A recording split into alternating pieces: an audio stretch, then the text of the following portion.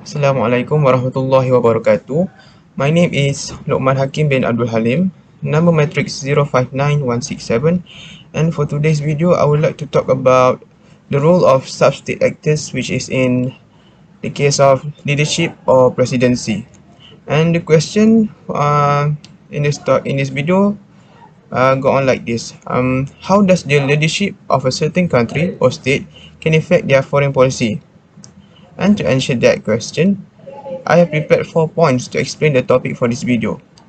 First, the changes of old faces or old administration can also affect their foreign policy. Take China for example.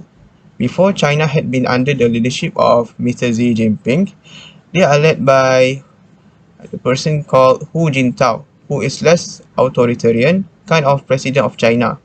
Under the administration of Hu Jintao, China put its focus more on domestic affairs rather than international matters.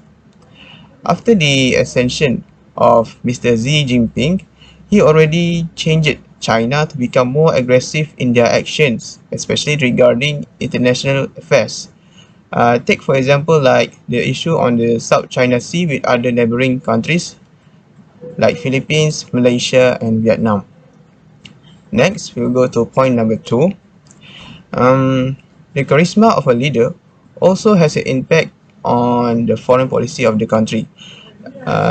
Likewise, we say the more charismatic leaders are, the more likely their personality characteristic will influence foreign policy behavior. Their study shows that stated that we understand leadership as the process of influencing others to understand and agree about what needs to be done and how to do it, and the process of facilitating individual and collective efforts to achieve shared objectives. This statement is based on the article Charismatic Leadership in Foreign Policy by Anders Weaver and Caroline Howard-Dorn.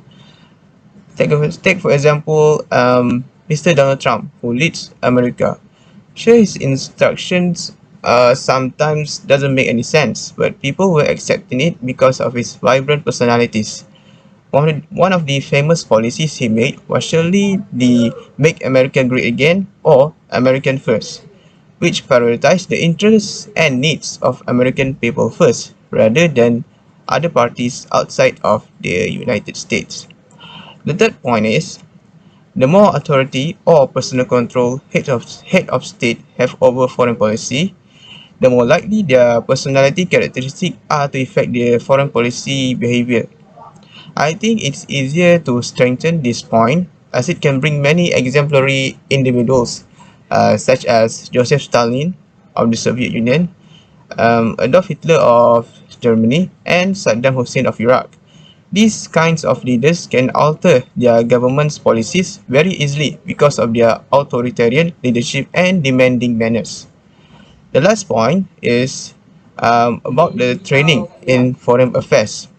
The less training in foreign affairs leaders have, the more likely their cognitive styles are to affect foreign policy behavior. Whereas with increasing training, it makes it more likely their beliefs about the world will affect their foreign policy behavior. For this, I would like again to pick Mr. Donald Trump as the subject in charge. As we can see, Mr. Trump doesn't have any political background before he takes the president of United States job. Sadly, he also appointed individuals with a little to no experience working in the government or in this case foreign policy making during his administration. Examples like Jared Kushner, who was actually his son-in-law, and also an estate developer businessman just like Trump himself. In general, the leadership condition of a government, either an individual or a group of people, really much can affect the foreign policies of the country.